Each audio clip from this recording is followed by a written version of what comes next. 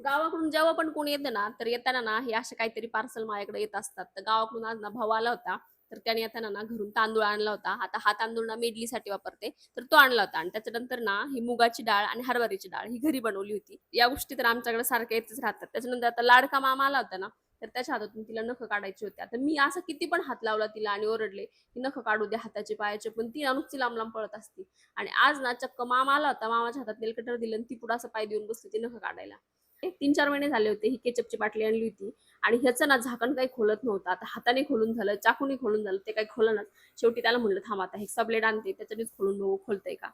आणि कित्येक वर्षापासून ना असंच रिकामं पडलेलं हेक्सा ब्लेड ना लई दिवसातून कामाला आलं. जेव्हा घरातला सगळा भाजीपाला संपतो ना, तेव्हा आपल्याला हे सगळं आठवतं. आता उद्या भावाला डबा द्यायचा होता आणि भाजीला काहीच नव्हतं. म्हटलं आता काय करायचं?